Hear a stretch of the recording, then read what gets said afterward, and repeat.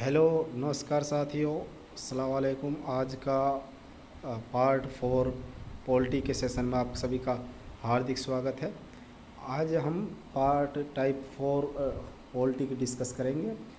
इससे पहले हम टाइप 1 और टाइप 2 और टाइप 3 इनको ऑलरेडी डिस्कस कर चुके हैं और इनकी ये जो वीडियो टाइप 1, टाइप 2, टाइप 3 इनका लिंक डिस्क्रिप्शन में दे रखा है, वहाँ जाकर आप इनको चेक करके देख सकते हैं। तो साथियों, ये हमारी 10,000 प्लस MCQ की सीरीज़ चल रही है। इसमें हम 10,000 प्लस क्वेश्चन डिस्कस करेंगे और पॉलिटी के तकरीबन 12 या 13 जो टाइप है वो पार्ट हम लेकर आएंगे। तो चलते हैं पर्सन की तरफ। हाँ साथियों, अगर वीडियो अच्छी लगे तो प्लीज़ हमारे चैनल सनाया एजुकेशन को ज़रूर सब्सक्राइब करें और लाइक और शेयर अपने दोस्तों के साथ ज़रूर शेयर करें। तो बढ़ते हैं अपने पहले पर्सन की तरफ। आज का साथ हमारा पहला प्रश्न है, भारत के संविधान के अनुसार भारत के राष्ट्रपति के कार्यालय में रिक्त को अवधि के भीतर भरा जाएगा। भारत के संविधान के अनुसार भारत के राष्ट्रपति के कार्यालय में रिक्त को अवधि के भीतर जो राष्ट्रपति है का जो पद है वो कितने अवधि के भीतर भरना ज़रूरी है। तो इसका सही आंसर होगा 6 माह। 6 माह से 6 माह या 6 महीने के अंदर भरना ज़रूरी है। बढ़ते प्रश्न नंबर 2 की तरफ। भारत के राष्ट्रपति का निर्वाचन करने वाले निर्वाचक मंडल में निम्नलिखित में से कौन शामिल होते हैं। जो राष्ट्रपति है उसका निर्वाचन होता है, उसमें कौन कौन पार्टिसिपेट करते हैं। तो उसमें साथियों लोकसभा, राज्यसभा, राज्य विधानसभा के निर्वाचित सदस्य उसमें भाग लेते हैं। लोकसभा, राज्यसभा तथा राज्य विधानसभाओं के निर्वाचित सदस्य, यह याद रखना, कौन से सदस्य? निर्वाचित सदस्य भाग लेते हैं। क्या भारत के राष्ट्रपति को निषेध अधिकार प्राप्त है? तो इसका सही आंसर होगा हाँ, भारत के राष्ट्रपति को निषेध अधिकार प्राप्त हैं। भारत में राष्ट्रपति के चुनाव संबंधी विवाद के मामले को निम्नलिखित में से किसके पास भेजा जाएगा। जो राष्ट्रपति के चुनाव संबंधित कोई भी विवाद है उसका जो मामला है वो जो भारत का सुप्रीम कोर्ट है, भारत का उच्चतम न्यायालय, भारत का सर्वोच्च न्यायालय, उसका ये मौलिक अधिकार है। तो ये कहाँ भेजा जाएगा? भारत का उच्चतम न्यायालय के पास। जब भारत के राष्ट्रपति और उपराष्ट्रपति दोनों के पद खाली हों तो उनका काम कौन करेगा। जब राष्ट्रपति और उपराष्ट्रपति दोनों के पद खाली हैं तो उनके जगह भारत का जो मुख्य न्यायाधीश है वो राष्ट्रपति का पदभार संभालेगा, मुख्य न्यायाधीश। तो ये एक बार हुआ है जब जाकिर हुसैन की मृत्यु हो गई थी तो हिदायतुल्लाह ने, जो उस समय के सुप्रीम कोर्ट के मुख्य न्यायाधीश थे, उन्होंने राष्ट्रपति का पदभार संभाला था। जाकिर हुसैन की मृत्यु और हिदायतुल्लाह ने जो मुख्य न्यायाधीश थे। बढ़ते हैं प्रश्न नंबर 6 की तरफ। निम्नलिखित में से राष्ट्रपति की कौन सी क्षमादान शक्ति के अंतर्गत दंड की प्रकृति को बिना बदले उसकी अवधि कम कर दी जाती है। दंड की जो प्रकृति है वो बिना बदले उसकी अवधि कम कर दी जाती है, तो वह है परिहार। कौन सी है? परिहार। याद रखना, परिहार। भारत का उपराष्ट्रपति होता है, जो भारत का उपराष्ट्रपति है वो राज्यसभा का पदेन अध्यक्ष होता है। राज्यसभा का जो अध्यक्ष होता है वो भारत का उपराष्ट्रपति होता है, लेकिन वो राज्यसभा का मेंबर नहीं होता, सदस्य नहीं होता। ये याद रखना, राष्ट्रपति उपराष्ट्रपति का कार्यकाल होता है 5 साल, लेकिन अगर राज्यसभा की कार्यकाल की बात करें उनका कार्यकाल होता है 6 साल। तो याद रखना, राज्यसभा का मेंबर नहीं होता लेकिन राज्यसभा का अध्यक्ष होता है। राष्ट्रपति द्वारा राज्यसभा के कितने सदस्यों को नामित किया जाता है। राज्यसभा की बात करें तो राज्यसभा के 12 सदस्यों को राष्ट्रपति नामित करता है, चिन्हित करता, चुनता है 12 सदस्यों को, और 2 सदस्य लोकसभा का चुनता है। अगर कुल सदस्यों की बात करें 14, अगर राज्यसभा की बात करें तो 12, और लोकसभा की बात करें तो 2 सदस्य। पॉकेट वीटो में भारत के राष्ट्रपति किसी विधेयक को कितने समय के लिए अपने पास रख सकते हैं? भारत के राष्ट्रपति को पॉकेट वीटो की शक्ति प्राप्त है, और एकमात्र राष्ट्रपति ज्ञानी जैल सिंह हुए हैं जिन्होंने इस शक्ति का इस्तेमाल करा है।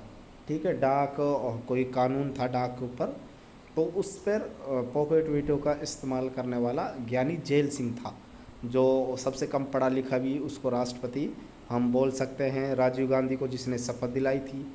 ठीक है, तो बात करते हैं, जो राजीव गांधी जब प्रधानमंत्री की शपथ लेते हैं उस समय जो राष्ट्रपति होते हैं वो ज्ञानी जैल सिंह होते हैं। तो याद रखना, पॉकेट वीटो में भारत के राष्ट्रपति किसी विधेयक को कितने समय के लिए अपने पास रख सकते हैं? तो अनिश्चित काल के लिए अपने पास रख सकते हैं। कितने समय के लिए? अनिश्चित काल के लिए। याद रखना, अनिश्चित काल के लिए, अनिश्चित काल के लिए राष्ट्रपति पॉकेट वीटो का इस्तेमाल कर सकते हैं। भारत के राष्ट्रपति का नाम बताइए जो निर्विरोध चुना गया। भारत के एकमात्र राष्ट्रपति हैं जो निर्विरोध चुने गए, उनका नाम है डॉक्टर नीलम संजीव रेड्डी। नीलम संजीव रेड्डी भारत के एकमात्र राष्ट्रपति हैं जो निर्विरोध चुने गए थे।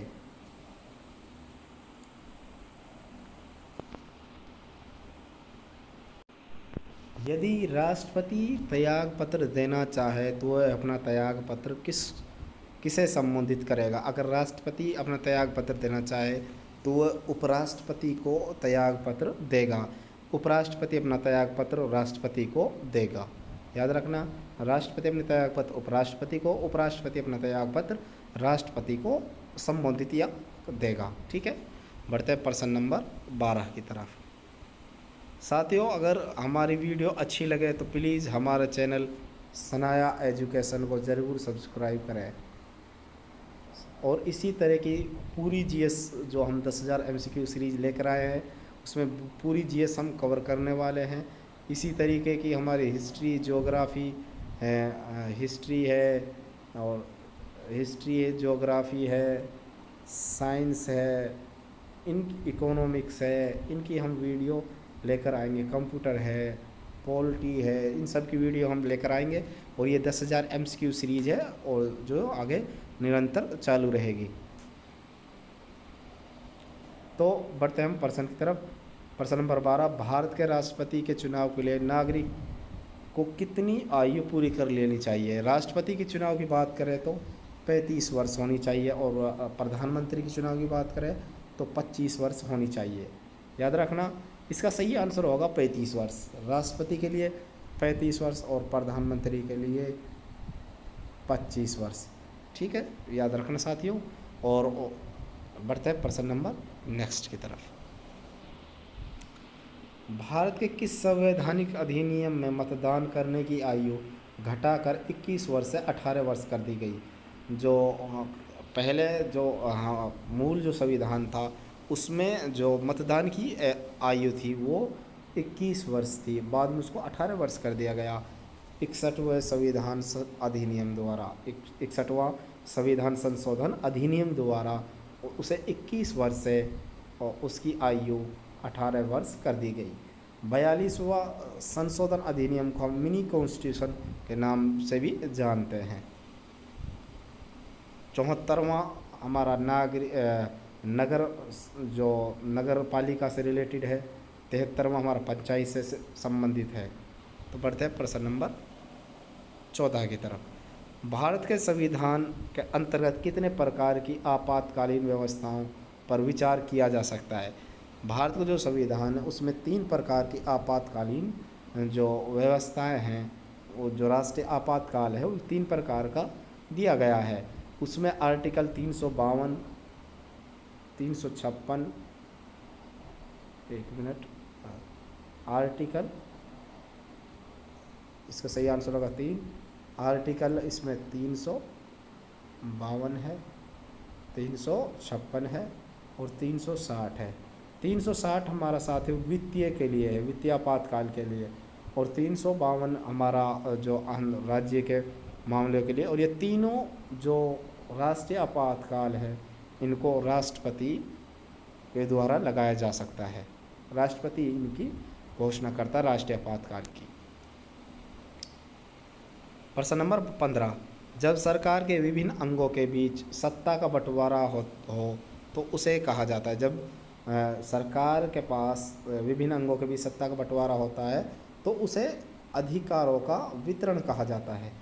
जब अधिकारों का वितरण, जब सत्ता का बंटवारा होता है तो उसे अधिकारों का वितरण कहा। भारत में स्वतंत्रता के बाद कितनी बार राष्ट्रीय आपातकाल लागू हो चुका है? अगर हम बात करें तो राष्ट्रीय आपातकाल 3 बार लागू हो चुका है अभी तक। ठीक है साथियों, राष्ट्रीय आपातकाल 3 बार लागू हो चुका है। राष्ट्रीय आपातकाल में भी 3 प्रकार की आपातकाल के बारे में, व्यवस्थाओं के बारे में भारत के संविधान में बताया गया है, जिसमें से वित्तीय आपातकाल है वो 360, आर्टिकल 360 में, वो अभी तक एक बार भी नहीं लगा है। याद रखना, 3 वित्तीय आपातकाल भारत में अभी तक एक बार भी नहीं लगा है। भारत के प्रधानमंत्री को निम्नलिखित में से कौन नियुक्ति करता है?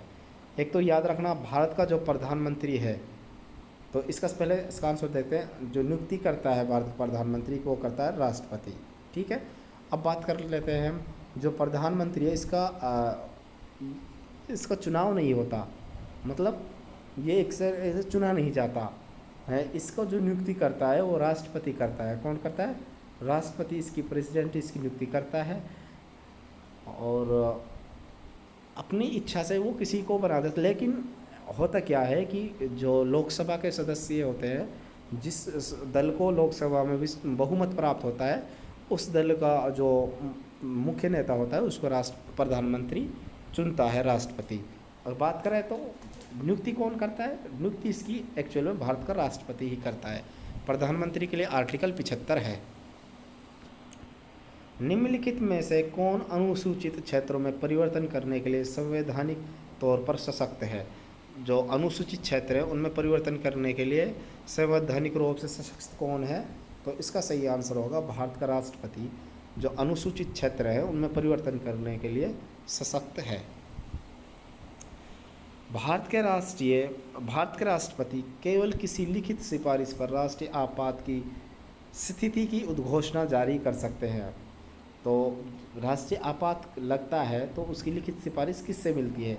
तो उसकी लिखित जो सिफारिश मिलती है ऐसे मंत्रिमंडल जिसमें केवल संघ के मंत्रिमंडल का सदस्य शामिल है, यानी कि संघ के मंत्रिमंडलों की सिफारिश पर राष्ट्रपति आपातकाल की घोषणा करता है।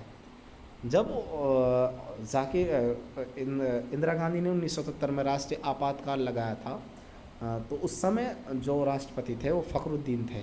तो कैबिनेट के कहने पर फखरुद्दीन ने भारत में आपातकाल की घोषणा करी थी।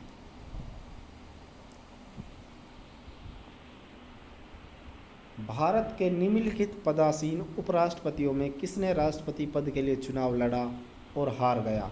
तो सिर्फ उपराष्ट्रपति होते हुए राष्ट्रपति के लिए चुनाव लड़ा था भैरव सिंह शेखावत ने, और ये चुनाव वे हार गए थे। ठीक है, वे चुनाव हार गए थे। तो भारत को याद रखना, भैरव सिंह शेखावत। प्रश्न नंबर 21, कौन सा राष्ट्रपति पहले आया कौन सा बाद में? इसके कालानुक्रम के अनुसार निम्नलिखित राष्ट्रपतियों के नाम क्रम अनुसार लिखिए। सबसे पहले राष्ट्रपति कौन आया था?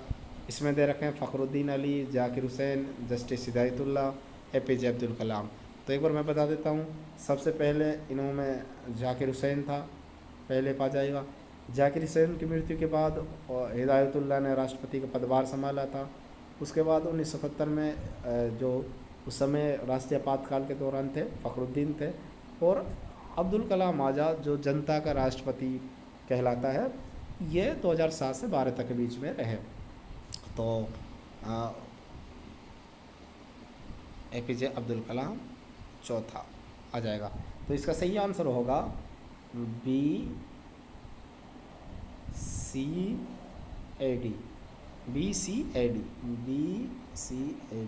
अब हम देख लेते हैं ये कहाँ हमारे ऑप्शन कहाँ मैच खा रहे हैं। BCAD, तो इसका ये सही आंसर होगा BCAD।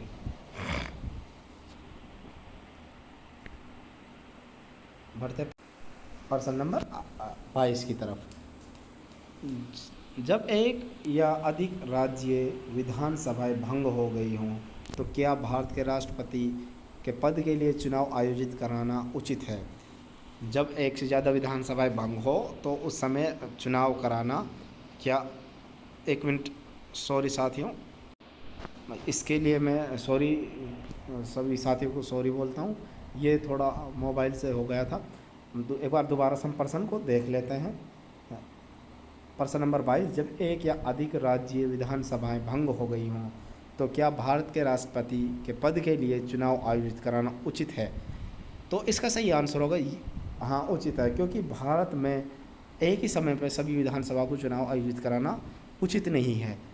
भारत एक बहुत बड़ा एक लोकतांत्रिक देश है और तो इसलिए उसका चुनाव, राष्ट्रपति का चुनाव आयोजित कराना उचित है जब विधानसभाएं भंग हों एक से अधिक राज्यों में। ठीक है, पढ़ते हैं प्रश्न नंबर 23 की तरफ। भारत के वित्त आयोग की नियुक्ति किसके द्वारा की जाती है? जो वित्त आयोग है वो आर्टिकल 280 में है और भारतीय जो वित्त आयोग की नियुक्ति है वो भारत के राष्ट्रपति के द्वारा की जाती है।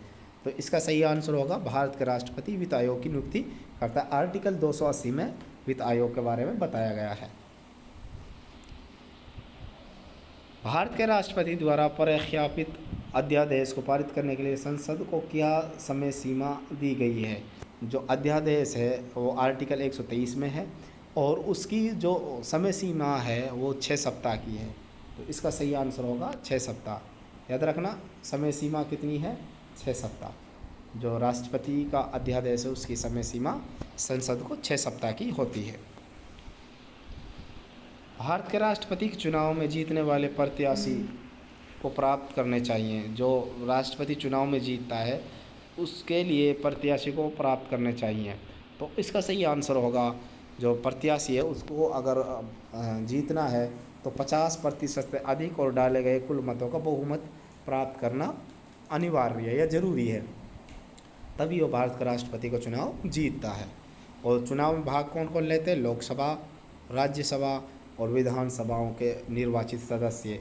इसमें दिल्ली और पांडुचेरी के विधानसभाओं के निर्वाचित सदस्य भी शामिल होते हैं। दिल्ली और पांडुचेरी केंद्र शासित प्रदेश है तो इसलिए इन 2 केंद्र शासित प्रदेशों के विधानसभाओं के निर्वाचित सदस्य भी राष्ट्रपति के चुनाव में भाग लेते हैं। प्रश्न नंबर 26, सरकार की राष्ट्रपति प्रणाली के अधीन कार्यकारिणी के सदस्य हैं। जो कार्यकारिणी के सदस्य होते हैं वो विधानमंडल के किसी भी सदन के सदस्य नहीं होते। जो राष्ट्रपति प्रणाली के अधीन कार्यकारिणी के सदस्य होते हैं विधानमंडल के किसी भी सदन के सदस्य नहीं होते हैं। तो बढ़ते प्रश्न नंबर 27 की तरफ। उपराष्ट्रपति, अब मैंने ये पहले ही बताया था, उपराष्ट्रपति होता है जो राज्यसभा का पदेन अध्यक्ष होता है, पदेन सचिव होता है, पदेन अध्यक्ष होता है, राज्यसभा का अध्यक्ष होता है। अब लेकिन वो किसी भी संसद या किसी भी सदन का सदस्य नहीं होता, संसद का सदस्य नहीं होता। तो याद रखना, संसद का सदस्य नहीं होता है उपराष्ट्रपति। संसद 3 चीज़ों से मिलकर बनती है, राष्ट्रपति, लोकसभा और राज्यसभा। उपराष्ट्रपति न तो राज्यसभा का सदस्य होता है न ही लोकसभा का। ठीक है, बढ़ते हैं प्रश्न नंबर 28 की तरफ। प्रश्न नंबर 28, निम्न में से अध्यक्षात्मक राष्ट्रपति वाली सरकार किस प्रकार से बनती है? अध्यक्ष, जो राष्ट्रपति वाली सरकार है, अध्यक्ष होता है, वो किस प्रकार से बनती है? कार्यकाल की निश्चित अवधि हो, कार्यपालिका का विधानमंडल के सदस्यों के बीच कोई दोहराव नहीं हो, राष्ट्रपति का लोकमत द्वारा चुनाव हो या उपरोक्त सभी। तो इसका सही आंसर होगा उपरोक्त सभी। जो अध्यक्षतात्मक जो सरकार है, अध्यक्षतात्मक जो सरकार है उसमें ये सारी चीज़ें ज़रूरी हैं राष्ट्रपति के लिए और वो हमें यूएसए में देखने को मिलती है, इंडिया में ये देखने को हमें नहीं मिलती। बढ़ते प्रश्न नंबर 29 की तरफ। राष्ट्रपति द्वारा संसद के दोनों सदनों के लिए कुल कितने सदस्यों को नामित किया जाता है? मैं पहले ही बता चुका हूँ, राज्यसभा के लिए 12, लोकसभा के लिए 2 सदस्यों का नामित करता है राष्ट्रपति और उसमें जो राज्यसभा होता है सेवा, सामाजिक कार्य, खेल और राजनीतिक और संगीत, इन सभी और आदि बहुत सारी चीज़ों से वो व्यक्तियों को चुनता है और उनमें से उनको राज्यसभा के लिए नामित करता है। कुल सदस्यों की बात करें 14, राज्यसभा की बात करें 12, लोकसभा की बात करें तो 2। भारत के राष्ट्रपति को किस प्रकार चुना जाता है? जो भारत के राष्ट्रपति है वो एकल हस्तांतरणीय वोट द्वारा चुना जाता है। याद रखना, एकल हस्तांतरणीय वोट द्वारा भारत के राष्ट्रपति को चुना जाता है। भारत के नियंत्रक महालेखा परीक्षक की नियुक्ति कौन करता है? कैग। आर्टिकल 76 में इसका हमें वर्णन देखने को मिलता है। तो इसका जो चुनाव करता है कैग का नियंत्रक महालेखा परीक्षक का, तो वो राष्ट्रपति इसका चुनाव करता है। प्रधानमंत्री का चुनाव राष्ट्रपति करता है, नियुक्ति करता है प्रधानमंत्री, नियुक्ति करता है राष्ट्रपति, और महालेखा चुनाव नियुक्ति भी नियंत्रक महालेखा परीक्षक की नियुक्ति भी राष्ट्रपति ही करता है। प्रश्न नंबर 32, भारत के राष्ट्रपति को स्वेच्छा निर्णय अधिकार विवेकाधिकार का अंतर्गत क्या प्राप्त है? कि अपनी इच्छा से किसी को भी चुन सकता है। तो इसमें सही आंसर होगा भारत के प्रधानमंत्री या प्रधानमंत्री की नियुक्ति राष्ट्रपति के विवेकाधिकार पर निर्भर करती है। ठीक है साथियों, बढ़ते हैं प्रश्न नंबर 33 की तरफ। जब उपराष्ट्रपति कार्यवाहक राष्ट्रपति हो तो उसे राष्ट्रपति उपराष्ट्रपति दोनों की शक्तियाँ और प्रकार्य प्राप्त होगी नहीं। अगर वो राष्ट्रपति के पद पर है, उपराष्ट्रपति के पद पर, और राष्ट्रपति कार्यवाहक राष्ट्रपति बनता है तो वो सिर्फ राष्ट्रपति का ही कार्यभार संभालेगा। ठीक है, राष्ट्रपति के सभी भत्ते और विशेष अधिकार प्राप्त होंगे, ये बिल्कुल सही है। अगर वो राष्ट्रपति का कार्यभार संभालेगा तो उसको सभी भत्ते और जितने भी विशेष अधिकार हैं राष्ट्रपति के वो सभी प्राप्त होंगे। राज्यसभा के सभापति के रूप में कार्य करना जारी रहेगा नहीं। वो अगर राष्ट्रपति का कार्यभार संभालेगा तो उसको जो उपराष्ट्रपति का जो पद है या राज्यसभा का अध्यक्ष है उसको वो छोड़ना पड़ेगा। तो इसका सही आंसर होगा 2। ठीक है, इसका सही आंसर होगा 2। और अब देखते हैं हम नीचे इसमें, तो ऑप्शन 4 इसका सही आंसर होगा, केवल 2। अध्यक्षीय सरकार में राष्ट्रपति होता है। अध्यक्षीय जो सरकार होता है वो विधानमंडल पर आश्रित नहीं होता। अध्यक्षीय सरकार में राष्ट्रपति विधानमंडल पर आश्रित नहीं होता। लेकिन जहाँ जैसे अपना भारत में अध्यक्षीय सरकार नहीं है तो यहाँ राष्ट्रपति विधानमंडल पर आश्रित होता है। बढ़ते प्रश्न नंबर 35 की तरफ। एक धन विधेयक कहाँ प्रस्तुत किया जा सकता है? एक धन विधेयक कहाँ प्रस्तुत किया जा सकता है? जो धन विधेयक है वो केवल लोकसभा में प्रस्तुत किया जा सकता है। याद रखना, धन विधेयक केवल लोकसभा में प्रस्तुत किया जा सकता है। ठीक है, याद रखना धन विधेयक। और जो धन विधेयक है, कौन सा विधेयक धन विधेयक है या नहीं, धन विधेयक को बताने वाला लोकसभा का अध्यक्ष होता है। वो ये बताता है कि ये विधेयक धन विधेयक है या नहीं। तो इसका याद रखना, धन विधेयक को केवल लोकसभा में ही प्रस्तुत किया जा सकता है और धन विधेयक को राष्ट्रपति की अनुमति के बाद ही प्रस्तुत किया जा सकता है। भारत में राष्ट्रपति कितनी बार वित्तीय आपात स्थिति की घोषणा कर चुके हैं? तो अभी तक वित्तीय आपात की कभी भी घोषणा नहीं हुई है, लेकिन 1991 में एक बार ऐसा हालात हो गए थे कि वित्तीय आपातकाल लग सकता था। लेकिन उस समय हमारे जो वित्त मंत्री थे या वो मनमोहन सिंह थे, उन्होंने उस समय के हालात को सुधारा और वित्तीय आपात घोषणा से भारत को बचाया। तो इसका सही आंसर होगा अभी तक वित्तीय आपात एक बार भी नहीं लगा है, लेकिन राष्ट्रीय आपातकाल 3 बार लग चुका है भारत में। निम्नलिखित में से राष्ट्रपति को किस क्षमादान शक्ति के अंतर्गत दंड की प्रकृति को नम्र कर दिया जाता है? जो नम्र कर दिया जाता है दंड की प्रकृति को, वो कर दिया जाता है लघुकरण के द्वारा। लघुकरण उसको हम बोलते हैं, जो लघुकरण बोलते हैं अगर दंड की प्रकृति को नर्म कर दिया जाता है। 5 प्रकार की शक्तियाँ प्राप्त है जिसमें वो क्षमादान है, लघुकरण है, परिहार है, ये आदि 5 प्रकार की शक्तियाँ हैं जिन्हें हम आने वाली वीडियो में डिस्कस करेंगे।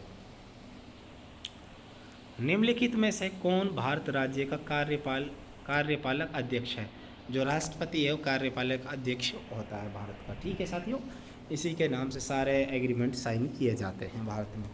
तो याद रखना, कार्यपालक अध्यक्ष कौन है? राष्ट्रपति।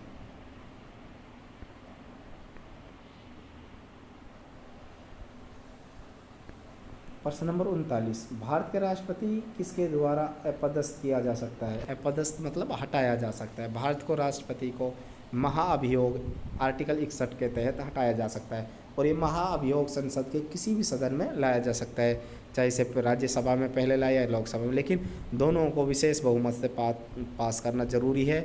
और महाभियोग लगाने से पहले 14 दिन पहले राष्ट्रपति को नोटिस भी देना जरूरी है।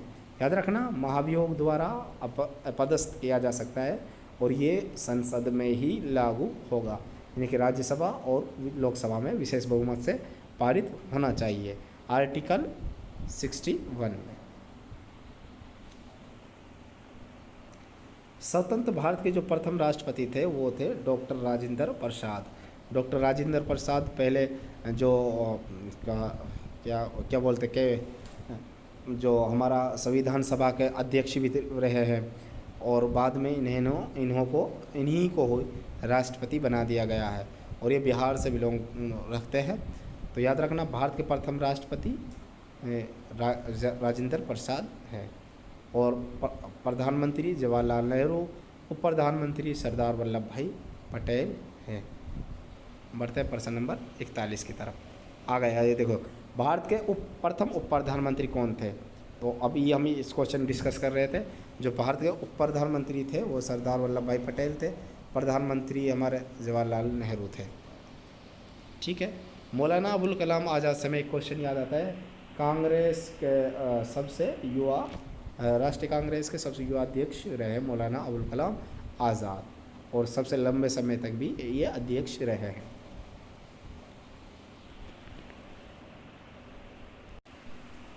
प्रश्न नंबर 42, निम्नलिखित में से किसके पास भारतीय सुरक्षा बलों पर सर्वोच्च कमान प्राप्त है? जो भारतीय सुरक्षा बल है वो उन तीनों सुरक्षा बलों के ऊपर कौन सर्वोच्च होता है? तो भारत के राष्ट्रपति तीनों सेनाओं के प्रमुख होते हैं। ठीक है, याद रखना, तीनों सेनाओं के प्रमुख कौन होते हैं? भारत के राष्ट्रपति। भारत के वो कौन से एकमात्र दूसरे उपराष्ट्रपति हैं जिन्होंने एस राधाकृष्णन के बाद दूसरी अनुक्रमिक अवधि में पद प्राप्त किया? यानी कि पहले उपराष्ट्रपति थे जो लगातार 2 बार चुने गए, एस राधाकृष्णन, सर्वपल्ली राधाकृष्णन, और दूसरे थे हामिद अंसारी। कौन थे? हामिद अंसारी, MH अंसारी। ठीक है, याद रखना, हामिद अंसारी। प्रश्न नंबर 44, निम्नलिखित में से कौन हमारे देश के दोनों में से किसी भी सदन का सदस्य नहीं होता? याद रखना, जो सदन होता है लोकसभा राज्यसभा, उसमें जो राष्ट्रपति होता है वो किसी भी सदन का सदस्य नहीं होता। याद रखना, किसी भी सदन का सदस्य नहीं होता है राष्ट्रपति। संसद जो होती है वो लोकसभा, राज्यसभा और राष्ट्रपति तीनों से मिलकर बनती है, लेकिन राष्ट्रपति भी किसी का सदस्य नहीं होता, ना ही राज्यसभा का ना ही लोकसभा का।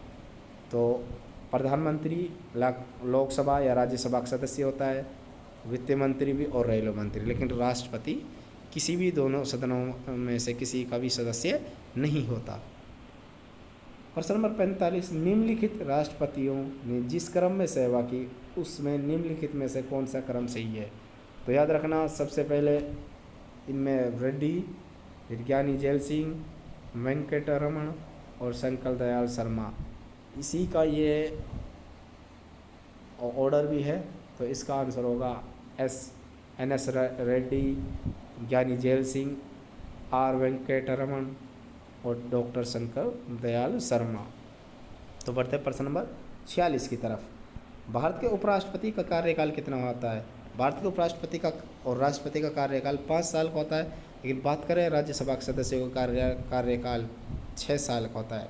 राज्यसभा का, लोकसभा का सदस्यों का कार्यकाल 5 साल का होता है। याद रखना।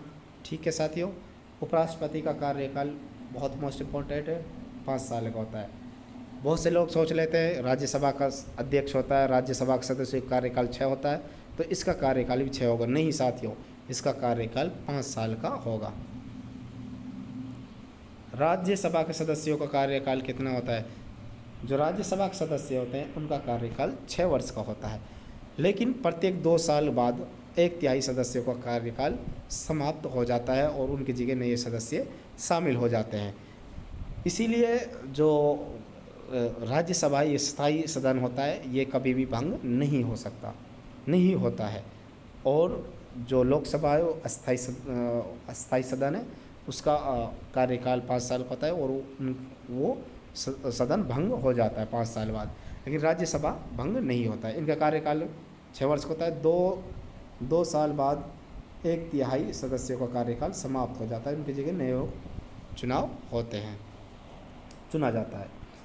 अखिल भारतीय सेवाओं के लिए नियुक्ति कौन करता है? अखिल भारतीय सेवाओं के लिए नियुक्ति हमारे राष्ट्रपति करते हैं। याद रखना, अखिल भारतीय सेवाओं के लिए नियुक्ति कौन करता है? राष्ट्रपति। पढ़ते हैं प्रश्न नंबर 49 की तरफ। भारतीय संविधान राष्ट्रपति के भारतीय जो संविधान है वो राष्ट्रपति के पूर्ण निर्वाचन के मुद्दे पर मौन है। नहीं, भारत का जो संविधान है वो किसी भी व्यक्ति को राष्ट्रपति पद के लिए पूर्ण निर्वाचन हेतु अनुमति प्रदान करता है। जो भारतीय संविधान है उसमें राष्ट्रपति पद के लिए आप कितनी बार आप निर्वाचन कर सकते हैं, कितनी बार आप राष्ट्रपति बन सकते हैं। लेकिन हमें ऐसा अमेरिका में देखने को नहीं मिलता। उसका जो वहाँ का राष्ट्रपति होता है वो सिर्फ 2 बार ही चुना जा सकता है। तो याद रखना, भारत का जो संविधान है वो राष्ट्रपति पद के लिए पूर्ण निर्वाचन हेतु अनुमति प्रदान करता है। कितनी बार आप उसको चुनाव कर सकते हैं, चुन सकते हैं। राष्ट्रपति किसके परामर्श से संसद के सभी सत्र आयोजित और स्थगित करता है? जो राष्ट्रपति होता है वो प्रधानमंत्री के परामर्श से सभी सत्र आयोजित और स्थगित करता है। याद रखना, प्रधानमंत्री के परामर्श से। संघीय सरकार के राजपत्रित अधिकारियों को निम्नलिखित में से कौन नियुक्त और बर्खास्त कर सकता है? संघीय सरकार के जितने भी अधिकारी होते हैं उनको भारत के राष्ट्रपति उनकी नियुक्त और बर्खास्त कर सकता है। भारत के राष्ट्रपति के संबंध में निम्नलिखित में से कौन सा कथन सही है? जो भारत का राष्ट्रपति है उनके बारे में कौन सा कथन सही है? प्रत्येक आम चुनाव के बाद वह संसद के प्रथम सत्र को संबोधित करता है। ये ही बिल्कुल ऑप्शन सही है। प्रत्येक हर बार जब आम चुनाव कोई भी सरकार बनती है तो उसका जो प्रथम सत्र होता है संसद का, उसको संबोधित राष्ट्रपति करते हैं। और फिलहाल मुर्मू हमारे जो हैं 14वें राष्ट्रपति हमारे रामनाथ कोविंद रहे थे, अभी 15वें राष्ट्रपति चुने गई है मुर्मू। राष्ट्रपति मंत्री परिषद के सदस्यों को कैसे बर्खास्त कर सकता है?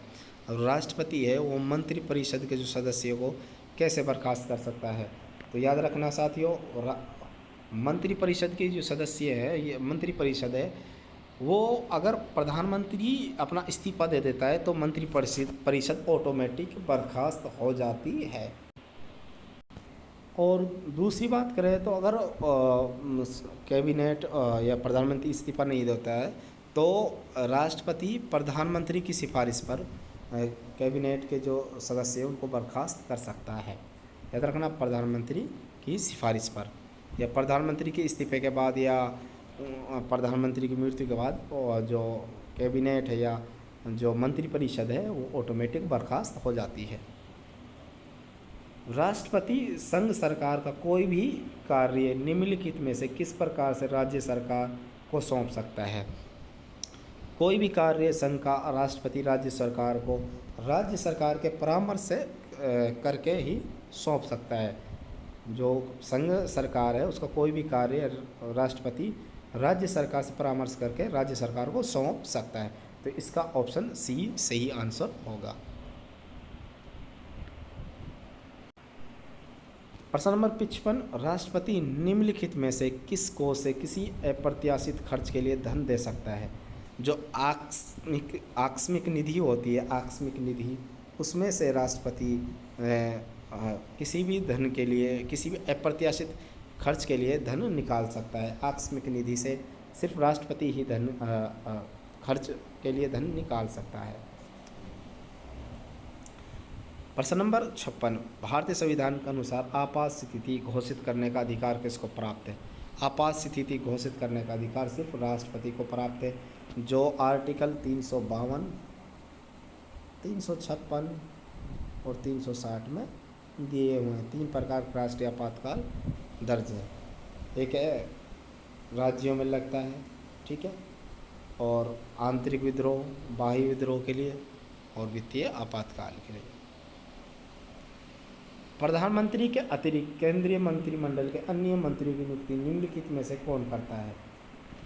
नियुक्ति राष्ट्रपति ही करता है। नियुक्ति कौन करता है? राष्ट्रपति, लेकिन प्रधानमंत्री की सलाह या सिफारिश पर केंद्रीय मंत्रिमंडल या अन्य मंत्रियों की नियुक्ति राष्ट्रपति करता है।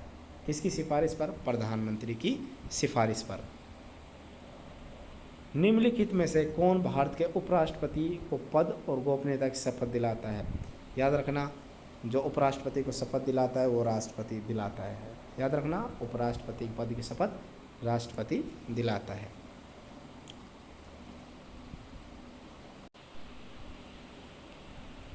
भारत के राष्ट्रपति पद पर निर्वाचित होने की न्यूनतम आयु की सीमा क्या है?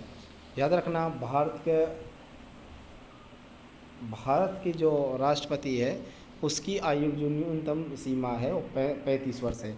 अधिकतम कोई सीमा का प्रावधान नहीं है, न्यूनतम का है सिर्फ 35 वर्ष। प्रधानमंत्री की न्यूनतम सीमा 25 वर्ष, अधिकतम का कोई प्रावधान नहीं है।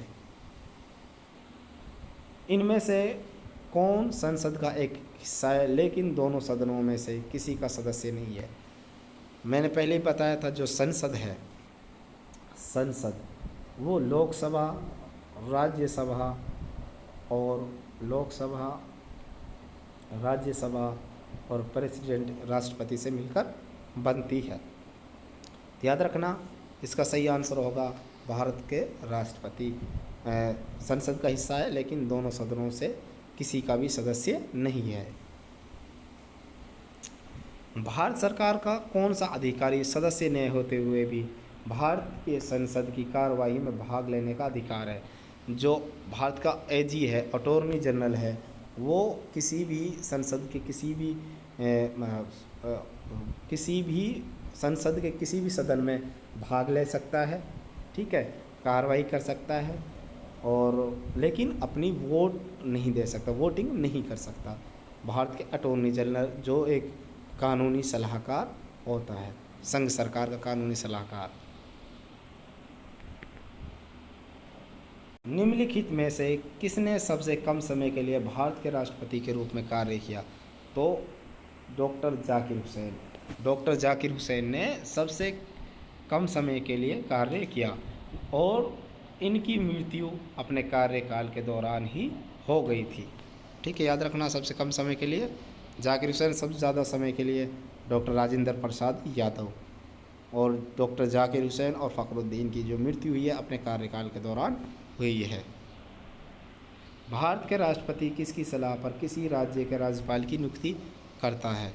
जो किसी भी राज्य के राज्यपाल की नियुक्ति भारत के राष्ट्रपति भारत के प्रधानमंत्री की सलाह पर करता है। याद रखना, भारत के प्रधानमंत्री की सलाह पर राष्ट्रपति राज्य के राज्यपाल की नियुक्ति करता है। भारत का राष्ट्रपति लोकसभा को कार्यकाल पूरा करने से पहले भंग कर सकता है। वो भंग कर सकता है प्रधानमंत्री की सलाह पर। किसकी सलाह पर? प्रधानमंत्री की सलाह पर वो लोकसभा को भंग कर सकता है, ठीक है। याद रखना, प्रधानमंत्री की सलाह पर लोकसभा को कार्यकाल से पहले भंग कर सकता है, या अगर प्रधानमंत्री की आकस्मिक मौत हो जाती है, मृत्यु हो जाती है, या अपना इस्तीफ़ा दे देता है, तो भी उस समय कैबिनेट भंग होगी, लोकसभा भंग नहीं होगी। भारत के उपराष्ट्रपति के पदेन अध्यक्ष भी हैं। जो भारत का उपराष्ट्रपति है वो राज्यसभा का पदेन अध्यक्ष या पदेन सचिव होता है। निम्नलिखित में से कौन भारत में वित्तीय आपातकाल घोषित करता है? जितने भी 3 प्रकार का आपातकाल हैं वो तीनों प्रकार का आपातकाल राष्ट्रपति घोषित करता है। याद रखना, राष्ट्रपति घोषित करता है। कैबिनेट की सलाह पर या कैबिनेट और प्रधानमंत्री की सलाह पर राष्ट्रपति को आपातकाल घोषित करता है। वित्तीय आपातकाल कितने समय के लिए लागू किया जा सकता है? वित्तीय आपातकाल जो लागू किया जा सकता है इसकी कोई अधिकतम अवधि नहीं है, इसकी कोई भी अधिकतम अवधि नहीं है। निम्नलिखित में से कौन राष्ट्रपति के चुनाव में हिस्सा नहीं लेता? चुनाव में दोनों सदनों के चुने हुए सदस्य हिस्सा लेते हैं। लोकसभा राज्यसभा के जो सदस्य चुने होते हैं वो हिस्सा लेते हैं। विधानसभाओं के चुने हुए सदस्य हिस्सा लेते हैं। दिल्ली तथा पुदुचेरी विधानसभाओं के चुने हुए सदस्य भाग लेते हैं। विधानसभाओं के नामांकित किए गए सदस्य राष्ट्रपति के चुनाव में भाग नहीं लेते, क्योंकि विधानसभाओं को जो नामांकित सदस्यों को चुनता है वो राज्यपाल चुनता है और राज्यपाल को राष्ट्रपति चुनता है। तो इसलिए नामांकित जितने भी सदस्य हैं वो चाहे वो राज्यसभा का हो, चाहे वो लोकसभा का हो, चाहे विधानसभा का हो, वो राष्ट्रपति के जो चुनाव होता है उसमें पार्टिसिपेट नहीं करते हैं।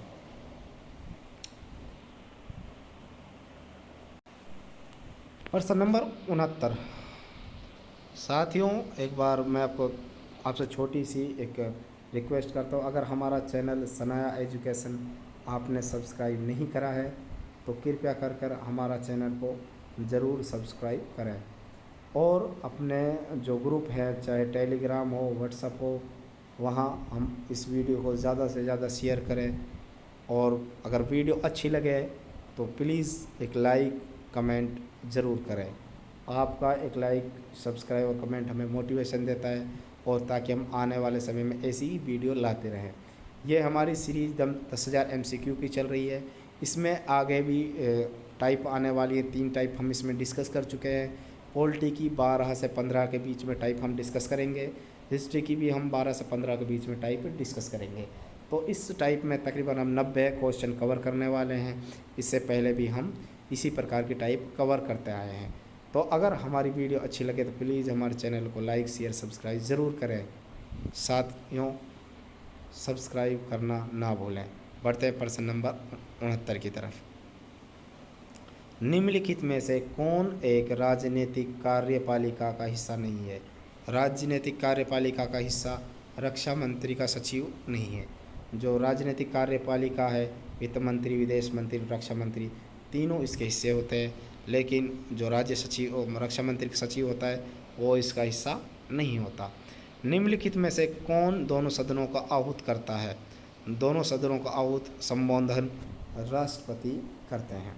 ठीक है, कौन करता है? राष्ट्रपति। निम्नलिखित में से किसका कार्यकाल राष्ट्रपति की इच्छा पर निर्भर नहीं करता?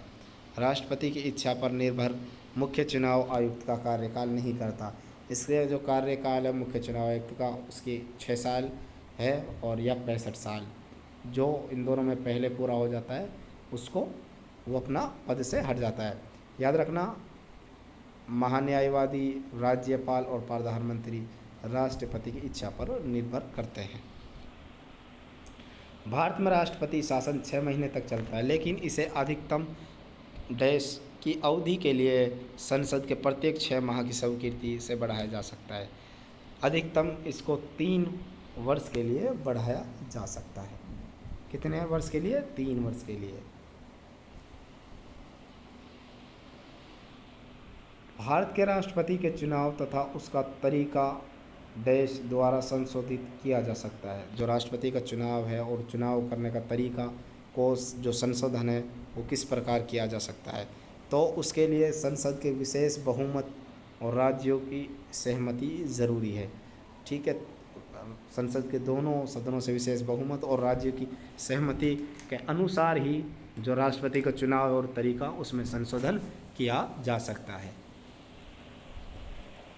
पीठासीन अधिकारी सदन को सत्र के पूर्ण होने पर अनिश्चित काल के लिए स्थगित कर देने पश्चात भारत के राष्ट्रपति सदन देश की अधिसूचना जारी करते हैं। तो 17वां आसन की अधिसूचना जारी करता है राष्ट्रपति। कौन जारी करता है? राष्ट्रपति। याद रखना, कौन जारी करता है? राष्ट्रपति।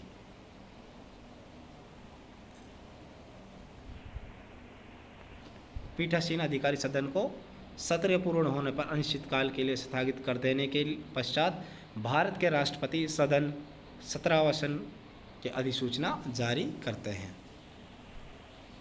स्वतंत्र भारत के प्रथम उपराष्ट्रपति कौन थे? स्वतंत्र भारत के प्रथम उपराष्ट्रपति एस राधाकृष्ण, सर्वपल्ली राधाकृष्ण हैं।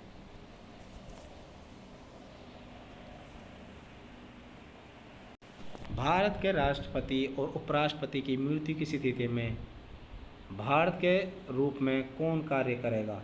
भारत के राष्ट्रपति उपराष्ट्रपति की मृत्यु की स्थिति में भारत के राष्ट्रपति के पद पर कौन कार्य करेगा? तो उस समय भारत के मुख्य न्यायाधीश होंगे, वो राष्ट्रपति के पद पर कार्य करेंगे। डॉक्टर जाकिर हुसैन की मृत्यु के बाद जो चीफ जस्टिस हिदायतुल्लाह थे, उन्होंने मुख्य राष्ट्रपति के पद पर कार्यभार संभाला था।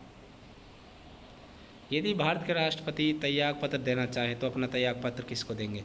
राष्ट्रपति अपना त्यागपत्र उपराष्ट्रपति को देगा और उपराष्ट्रपति अपना त्यागपत्र राष्ट्रपति को संबोधन या देगा। अपना त्यागपत्र राष्ट्रपति को देगा। भारत के संविधान के किस अनुच्छेद के तहत राष्ट्रपति द्वारा एंग्लो इंडियन समुदाय के सदस्यों को लोकसभा में नामित किया जा सकता है? 2 सदस्य एंग्लो इंडियन समुदाय के 2 सदस्यों को राष्ट्रपति नामित करता है। तो आर्टिकल 331 के तहत नामित करता है। ठीक है साथियों, याद रखना, लोकसभा में 2 और राज्यसभा में 12। राष्ट्रपति के चुनाव से उत्पन्न सभी संदेह और विवादों की जांच करने और निर्णय करने की शक्तियाँ किसमें निहित है? जो राष्ट्रपति के चुनाव से संबंधित जितने भी संदेह होते हैं या विवाद होते हैं, उनका निर्णय सर्वोच्च न्यायालय करता है। कौन करता है? सर्वोच्च न्यायालय। याद रखना, सर्वोच्च न्यायालय। भारतीय संविधान के अनुसार राष्ट्रपति अपना त्यागपत्र किसे सौंपता है? मैं पहले भी बता चुका हूँ कि राष्ट्रपति अपना त्यागपत्र उपराष्ट्रपति को और उपराष्ट्रपति अपना त्यागपत्र राष्ट्रपति को समर्पित करता है, वे सौंपता है। याद रखना, राष्ट्रपति उपराष्ट्रपति को और उपराष्ट्रपति राष्ट्रपति को। भारतीय संविधान के अनुच्छेद 123 के तहत अध्यादेश को जारी करने की शक्ति निम्नलिखित में से किसके पास है? 123 के तहत राष्ट्रपति अध्यादेश जारी करता है। कौन जारी करता है? राष्ट्रपति। भारतीय संविधान के अनुच्छेद 123 के तहत अध्यादेश जारी करने की शक्ति किसके पास है? राष्ट्रपति के पास। भारतीय संविधान देश का संबंध युद्ध, बाहरी आक्रमण, सशस्त्र विद्रोह के कारण लगाए जाने वाला आपात है। बाहरी विद्रोह या सशस्त्र विद्रोह जो है वो 352 में, आर्टिकल 352 में दिया गया है। 356 राज्यों में भी जो राष्ट्रपति शासन लगता है उसके बारे में बताया गया है। 356 में राज्यों में जो राष्ट्रपति शासन लगता है। 360 वित्तीय आपातकाल के बारे में हमें बताता है। तो याद रखना साथियों, जो सशस्त्र विद्रोह या बाहरी आक्रमण है उसके कारण ये आर्टिकल 352 में बताया गया है। निम्न में से कौन भारत का सबसे अधिक समय तक राष्ट्रपति रहा? डॉक्टर राजेंद्र प्रसाद जो सबसे लंबे समय तक, अधिक समय तक राष्ट्रपति रहे हैं। सबसे कम समय के लिए डॉक्टर जाकिर हुसैन। भारतीय संविधान के निम्नलिखित में से कौन सा अनुच्छेद भारत के राष्ट्रपति चुनाव से संबंधित है? आर्टिकल 54 राष्ट्रपति चुनाव से संबंधित है। ठीक है, आर्टिकल 54। 75 प्रधानमंत्री, 76 के से संबंधित है। रामनाथ कोविंद भारत के राष्ट्रपति थे, 14वें राष्ट्रपति थे। ठीक है, 14वें राष्ट्रपति थे। अभी मुर्मू जी है वो 15वीं राष्ट्रपति है, जो महिला राष्ट्रपति है। संविधान के अनुच्छेद 274 के अनुसार कराधान को प्रभावित करने वाले विधेयकों के लिए किसकी पूर्व सिफारिश की आवश्यकता होती है? तो इसका सही आंसर होगा अध्यक्ष की। अध्यक्ष की पूरी सिफारिश की अध्यक्षता होती है।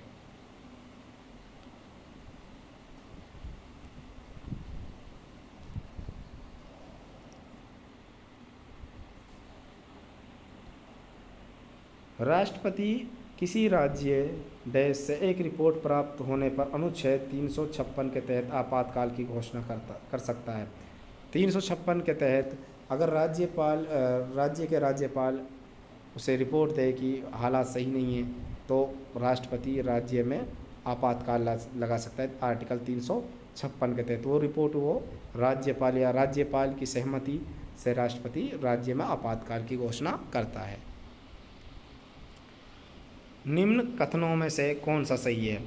कोर्ट मार्शल के माध्यम से दिया गया दंड या दंडादेश के संबंध में राज्यपाल के पास क्षमादान देने की शक्ति नहीं है। बिल्कुल सही है, राज्यपाल के पास ये क्षमादान शक्ति नहीं है, लेकिन राष्ट्रपति के पास ये क्षमादान शक्ति है।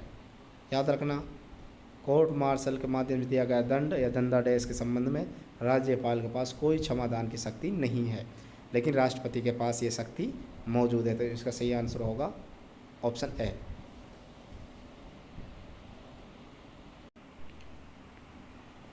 भारत के निम्न राष्ट्रपतियों में से कौन केंद्रीय श्रम मंत्री रहे हैं? जो केंद्रीय श्रम मंत्री रहे हैं वो है वीवी गिरी। वीवी गिरी श्रम मंत्री भी रहे हैं। रामनाथ कोविंद 14वें राष्ट्रपति रहे हैं। संजीव रेड्डी निर्विरोध चुने गए। डॉक्टर जाकिर हुसैन सबसे कम समय के लिए रहे और कार्यकाल के दौरान ही मृत्यु हो गई। जब राजीव गांधी ने प्रधानमंत्री पद की शपथ ली, उस समय भारत के राष्ट्रपति कौन थे? उस समय भारत के राष्ट्रपति थे ज्ञानी जैल सिंह, एकमात्र ऐसे राष्ट्रपति जिन्होंने पॉकेट वीटो पावर का इस्तेमाल किया। सबसे कम पढ़े लिखे राष्ट्रपति और एकमात्र सरदार राष्ट्रपति ज्ञानी जैल सिंह। प्रधानमंत्री और भारतीय संघ के अन्य मंत्रियों की नियुक्ति राष्ट्रपति द्वारा निम्नलिखित में से किसके अंतर्गत की जाती है? आर्टिकल 75 के तहत प्रधानमंत्री की नियुक्ति की जाती है। आर्टिकल 75, याद रखना, आर्टिकल 75 के तहत प्रधानमंत्री और भारतीय संघ के अन्य मंत्रियों की नियुक्ति राष्ट्रपति 75 के तहत करता है। भारतीय संविधान का निम्नलिखित में से कौन सा अनुच्छेद राष्ट्रपति पर महाभियोग हेतु प्रक्रिया का प्रावधान करता है? राष्ट्रपति जो महाभियोग है वो आर्टिकल 61 के तहत लगाया जाता है। और महाभियोग राज्यसभा या लोकसभा किसी भी सदन में पहले लाया जा सकता है। दोनों सदनों में विशेष बहुमत से पास होना जरूरी है और महाभियोग लगाने से पहले 14 दिन पहले राष्ट्रपति को नोटिस दिया जाता है। निम्न में से कौन भारत के उपराष्ट्रपति कभी नहीं बने? तो आज का हमारा ये लास्ट पर्सन है, तो गुलजारी लाल नंदा ये भारत के कभी भी उपराष्ट्रपति नहीं बने। ये प्रधानमंत्री, कार्यवाहक प्रधानमंत्री रहे हैं। आज का हमारा लास्ट क्वेश्चन है। इसके बाद हम टाइप 5 लाएंगे, ठीक है, पार्ट 5 आएगा। और ठीक है साथियों, अगर हमारी वीडियो अच्छी लगे तो कृपया करके हमारा चैनल सनाया एजुकेशन को ज़रूर सब्सक्राइब करें और अपने जितने भी ग्रुप हैं, टेलीग्राम हो, व्हाट्सएप हो, उनमें ज़रूर शेयर करें ताकि आने वाले समय में हम और अपनी वीडियो में और क्वालिटी बेहतर कर सकें, बढ़िया वीडियो बना सकें। आज के लिए सभी साथियों को तहे दिल से धन्यवाद। मिलते हैं पार्ट 5 में। थैंक यू साथियों।